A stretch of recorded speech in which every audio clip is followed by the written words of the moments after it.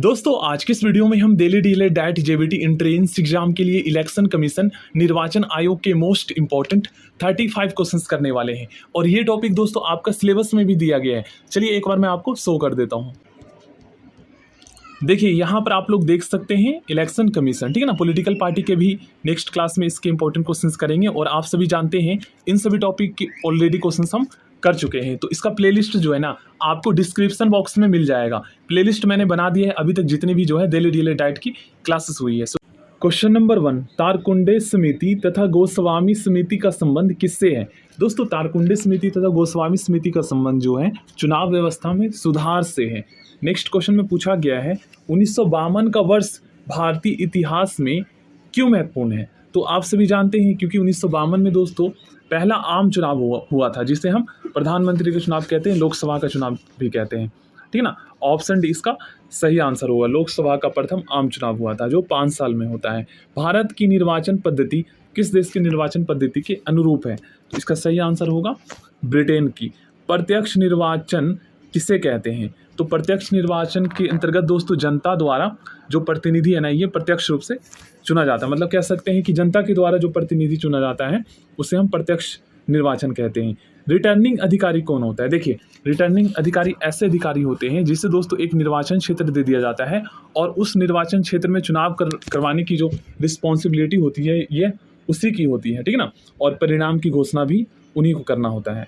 देखिए next question में पूछा गया है भारतीय संविधान के किस आर्टिकल में निर्वाचन आयोग के लिए प्रावधान किया गया, मतलब जिक्र किया गया है? तो आर्टिकल 324 में। नेक्स्ट क्वेश्चन है भारत में निर्वाचन सूची तैयार करने की जिम्मेदारी किसकी है? तो इसका सही आंसर है निर्वाचन आयोग को। देखिए नेक्स्ट क्वेश्चन में पूछा गया है निर्वाचन आयोग सर्वोच्च न्यायालय, संघ लोक सेवा आयोग जिसे हम यूपीएससी के नाम से जानते हैं, नियंत्रक एवं महालेखा परीक्षक का कार्यालय जैसी संस्थाओं में कौन सा एक लक्षण समान है? तो इसका सही आंसर है दोस्तों वे सभी, ये जो ऊपर में दिया गया है ना ये सभी संवैधानिक संस्थाएं हैं, ठीक है ना। नेक्स्ट क्वेश्चन में पूछा गया है निर्वाचन आयोग का चेयरमैन कौन होता है? निर्वाचन आयोग का इलेक्शन कमीशन का चेयरमैन दोस्तों मुख्य निर्वाचन आयुक्त होता है, मेन इलेक्शन कमिश्नर होता है। भारत के मुख्य चुनाव आयुक्त की नियुक्ति कौन करता है? तो राष्ट्रपति करता है। निर्वाचन आयोग का प्रमुख कौन होता है? तो इसका सही आंसर होगा मुख्य निर्वाचन आयुक्त। परिसीमन आयोग का अध्यक्ष कौन होता है?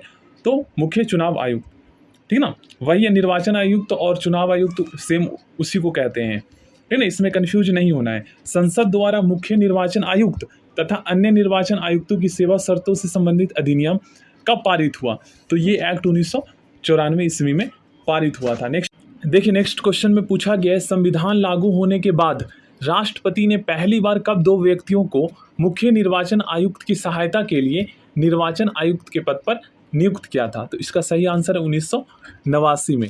निर्वाचन आयोग की सहायता के लिए लोकसभा या राज्य विधानमंडल के साधारण निर्वाचन के पहले प्रादेशिक निर्वाचन आयुक्त की नियुक्ति करने का अधिकार किसे प्राप्त है? तो इसका सही आंसर होगा राष्ट्रपति को। नेक्स्ट क्वेश्चन करते हैं। नेक्स्ट क्वेश्चन में दोस्तों पूछा गया है निम्नलिखित में कौन मतदाता सूची को अद्यतन बनाकर तैयार रखता है? तो इसका सही आंसर होगा निर्वाचन आयोग, इलेक्शन कमीशन।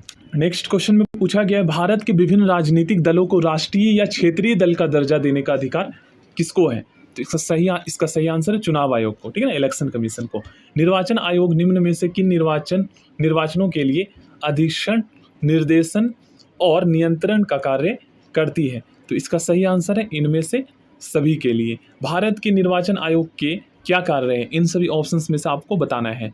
तो देखिए संसद एवं राज्य विधानमंडलों के सभी चुनाव कराना, ये भी सही है। नेक्स्ट राष्ट्रपति और उपराष्ट्रपति के लिए चुनाव कराना, ये भी सही है। उसके बाद थर्ड में देखें तो किसी राज्य में स्वतंत्र एवं निष्पक्ष चुनाव के लिए अनुकूल दशा न होने पर राष्ट्रपति शासन लगाने जाने की सिफारिश करना, ये गलत है।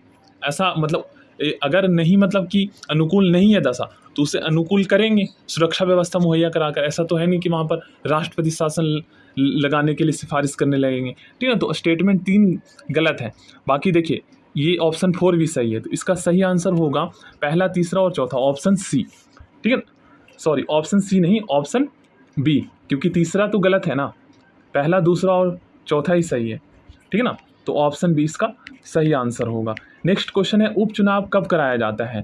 तो उपचुनाव जो है ना, ये दोस्तों कभी भी कराया जा सकता है, ठीक है ना। उपचुनाव कभी भी कराया जा सकता है और आम चुनाव जो है ये 5 साल के बाद कराया जाता है। और मध्य अवधि चुनाव कब कराया जाता है, तो समय के पूर्ण होने से पहले ही जब लोकसभा भंग हो जाए तो उस टाइम पर मध्य अवधि चुनाव कराया जाता है, ठीक है ना। अविश्वास प्रस्ताव की स्थिति में भी हो सकता है कि मध्य अवधि चुनाव कराया जाए, क्योंकि इस समय लोकसभा भंग भी किया जा सकता है और प्रधानमंत्री के कहने पर भी लोकसभा भंग किया जा सकता है, तो भी मध्य अवधि चुनाव कराया जा सकता है। नेक्स्ट क्वेश्चन का आंसर तो आप लोग जानते ही हैं। भारत में स्वतंत्रता के बाद प्रथम आम चुनाव पता ही आपको 1952 में हुआ था। निम्नलिखित में से किस वर्ष भारतीय चुनाव आयोग में पहली बार 2 अतिरिक्त आयुक्त नियुक्त किए गए थे, तो 1989 में। भारत में पहली बार महिलाओं को मताधिकार कब प्राप्त हुआ, मोस्ट इंपॉर्टेंट क्वेश्चन है, तो इसका सही आंसर होगा 1926 ईस्वी में। पार्लियामेंट द्वारा दिसंबर 1989 में निर्मित कानून के अनुसार एक नागरिक के वयस्क होने की कानूनी आयु क्या रखी गई, तो 18 वर्ष रखी गई। नेक्स्ट क्वेश्चन है भारत में मतदान की आयु सीमा को 21 वर्ष से घटाकर 18 वर्ष कब किया गया, मोस्ट इंपॉर्टेंट क्वेश्चन 1989 में। चलिए नेक्स्ट क्वेश्चन करते हैं। भारत में मतदाता की न्यूनतम आयु कितनी है, मतलब क्या है, 18 वर्ष है, ये तो आपको पता ही है। नेक्स्ट क्वेश्चन में पूछा गया है भारत का प्रथम चुनाव आयुक्त मुख्य इलेक्शन कमिश्नर कौन थे, तो सुकुमार सेन थे। ये आपने 11th क्लास में पॉलिटिकल साइंस में पढ़े हैं। नेक्स्ट क्वेश्चन में पूछा गया है चुनाव के समय किसी चुनाव क्षेत्र में चुनाव प्रचार कब बंद करना होता है, तो इसका सही आंसर है मतदान समाप्त होने से 48 घंटे पहले। नेक्स्ट क्वेश्चन में एक व्यक्ति, आगे की कौन सा ऑप्शन सही है, स्टेटमेंट सही है, ये आपको बताना है। तो देखिए, एक व्यक्ति दोस्तों 2 से अधिक निर्वाचन क्षेत्रों से चुनाव में पार्टिसिपेट नहीं कर सकता है। ये बिल्कुल सही है। क्यों सही है, एग्जाम्पल के रूप में मैं आपको बताता हूँ। राहुल गांधी जो थे वो अमेठी से भी चुनाव में उतरे थे, और दोस्तों एक और वायनाड जो कर्नाटक में है शायद, वहाँ से भी चुनाव में उतरे थे। तो अमेठी से तो हार गए थे लेकिन वहाँ से जीत गए थे। तो 2 से अधिक में क्षेत्रों में पार्टिसिपेट नहीं कर सकते, लेकिन कम से कम 2 क्षेत्रों में तो भाग ले ही सकते हैं। तो इसका सही आंसर ऑप्शन बी होगा। क्वेश्चन नंबर 31 में पूछा गया है किसी निर्वाचन के दौरान किसी राजनीतिक दल के उम्मीदवार की मृत्यु हो जाने की स्थिति में कितने दिनों के अंदर दूसरी प्रत्याशी कैंडिडेट खड़ा करना पड़ता है, तो सही आंसर है 7 दिनों के अंदर। नेक्स्ट क्वेश्चन में बताना है आपको निम्नलिखित 2 वक्तव्यों पर विचार कीजिए, इनमें से कौन सा स्टेटमेंट सही है। तो देखिए, पहला स्टेटमेंट भी बिल्कुल सही है। मुख्य चुनाव आयुक्त को संवैधानिक प्रस्तावों के बिना नहीं हटाया जा सकता। इसका प्रोसेस काफ़ी कॉम्प्लिकेटेड है, ठीक है ना। संसद में इसके लिए प्रस्ताव लाया जाता है। जैसे मतलब कि जो मुख्य कह सकते हैं जो भारत के मुख्य न्यायाधीश होते हैं ना, जो हटाने की प्रक्रिया उसकी होती है महाअभियोग, वैसा ही इसका भी होता है। मुख्य चुनाव आयुक्त एक संवैधानिक व्यक्ति है, ये भी सही है, ठीक है ना। तो ऑप्शन ए इसका राइट आंसर होगा। मुख्य निर्वाचन आयुक्त को प्रति माह कितना वेतन मिलता है, तो काफ़ी वेतन मिलता है दोस्तों। इसका सही आंसर होगा यहाँ पर ऑप्शन बी, 2,50,000 रुपये। अन्य निर्वाचन आयुक्त को प्रति माह कितना वेतन मिलता है, तो इसका सही आंसर होगा 2,25,000।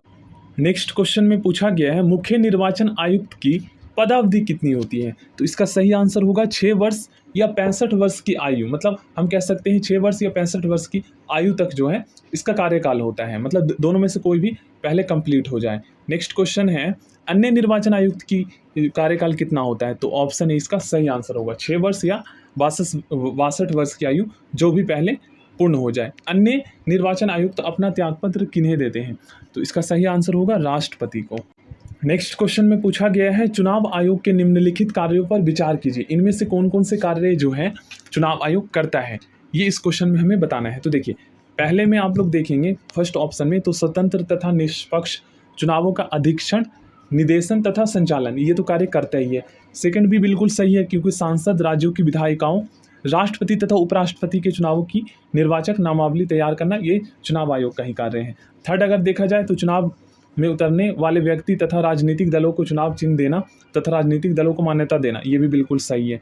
फोर्थ वाला गलत है, क्योंकि चुनाव विवादों में अंतिम निर्णय की उद्घोषणा ये कौन करता है, ये हमारे न्यायालय करता है, ना कि निर्वाचन आयोग करता है। तो सही आंसर इसका क्या होगा, ऑप्शन ए, ठीक ना। तीनों ऑप्शन सही है। सो थैंक यू दोस्तों, आज की इस वीडियो में हम यहीं तक क्वेश्चंस करते हैं और नेक्स्ट क्लास में और भी इंपॉर्टेंट क्वेश्चंस करेंगे। तो प्लीज़ आप लोग अगर मैथ में 10 में से 10 नंबर लाना चाहते हैं तो मैं आपके लिए कह रहा हूँ आप लोग प्लेलिस्ट फॉलो कर लीजिए बिहार डीएलएड का, दोनों का बिल्कुल सिलेबस सेम ही है।